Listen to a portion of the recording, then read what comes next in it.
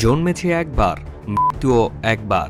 এমনটা সবার ক্ষেত্রে ঘটলেও ব্রাজিলের এক নিন্দিত ফুটবলারের ক্ষেত্রে ঘটেছে ভিন্ন ঘটনা।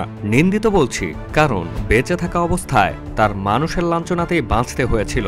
নিজ ভূমিতেই তিনি হয়েছিলেন পরবাসী। লাঞ্ছনা, অবহেলা, কটু কথা যার ছিল নিত্যদিনের সঙ্গী। কিন্তু কি অপরাধে এই কঠিনতম শাস্তি পেতে হয়েছিল বারবোসাকে? এমন কি অপরাধ যার শাস্তি তাকে মৃত্যুর আগ পর্যন্ত পেতে হয়েছিল? সেটি জানতে ফিরে যেতে হবে প্রায় ৭৫ বছর আগের একদিনে। তার পুরো নাম ছিল মোকির বারবোসা নাসিমেন্তো। ১৯৫০ সালের বিশ্বকাপে ব্রাজিল দলের অন্যতম সেরা গোলকিপার ছিলেন তিনি। সেই বিশ্বকাপে দারুণ খেলেছিলেন, কিন্তু ফাইনালে মাত্র একটা ভুলের কারণে ব্রাজিলিয়ানদের চোখের বালি তিনি। সেবার বিশ্বকাপের চতুর্থ আসর বসেছিল ব্রাজিলে। এক বছর আগে ১৯৪৯ সালে প্যারাগুয়েকে ৭ গোলের বিশাল ব্যবধানে হারিয়ে নিজেদের মাটিতে আয়োজিত কোপা জিতেছিল ব্রাজিল। কোপায় সেটা ছিল ব্রাজিলের তৃতীয় শিরোপা, তবে বিশ্বকাপ জেতেনি একবারও। তাই তো দেশের সবার আকাঙ্ক্ষাও ছিল আকাশচুম্বী। আজকের ৫ বিশ্বকাপ জয়ী ব্রাজিলকে দিয়ে তখনকার ব্রাজিল দলকে বিচার করতে গেলে ভুল হবে। সেই দলেরই গোলকিপার ছিলেন বারবোসা। ১৯৪৫ সালে যোগ দিয়েছিলেন রিও ডি জেনেরোর ক্লাব ভাস্কো ডা গামাতে।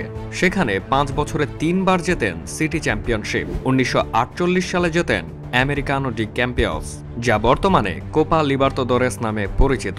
সব মিলিয়ে দারুণ একটা দল নিয়ে বিশ্বকাপ শুরু করেছিল ব্রাজিল, আর বারবোসা ছিলেন সেই দলের অন্যতম সারথি। ১৬ জুলাই ১৯৫০ উরুগুয়ের সঙ্গে অলিখিত ফাইনালের আগে উৎসবের অপেক্ষায় পুরো ব্রাজিল। ড্র করলেই বিশ্বকাপ। ২ লাখ দর্শকে ঠাসা মারাকানা সেজেছিল বিশ্বকাপ উৎসবের প্রস্তুতি নিয়ে। ৮০ মিনিট পর্যন্ত হর্ষধ্বনিতে মুখর হয়েছিল মারাকানা। এমন সময় ডান দিকে বল পেয়ে গেলেন Uruguay winger Alcides Ghiggia. Brazil left back বিগোডেকে কাটিয়ে নিলেন শট। সবাই ভেবেছিল প্রথম গোলে ঘিগিয়া যেভাবে বলটা দিয়ে দিয়েছিল এবারও তেমনই দিয়ে দেবে। পরে বলেছেন বারবোসা, দর্শকেরা বিমূঢ় হয়ে দেখল বারবোসাকে ফাঁকি দিয়ে ঘিগিয়ার শট জড়িয়ে গেছে জালে। মুহূর্তের মধ্যে সেই কোলাহল রূপ নিল স্থবিরতায়। পরে যেটিকে ঘিগিয়া বলেছেন অসাধারণ শ্বাসরুদ্ধকর নীরবতা। শেষ পর্যন্ত ম্যাচটা ২-১ গোলে হেরে যায় ব্রাজিল, আর সেই ম্যাচটির নাম হয়ে যায় মারাকানাজো, যার অর্থ মারাকানার দুঃখ। শেষ বাঁশি বাজার পর অনেকে লাফিয়ে পড়েছিল মারাকানার ছাদ থেকে। আত্মহত্যাও করে অনেকে।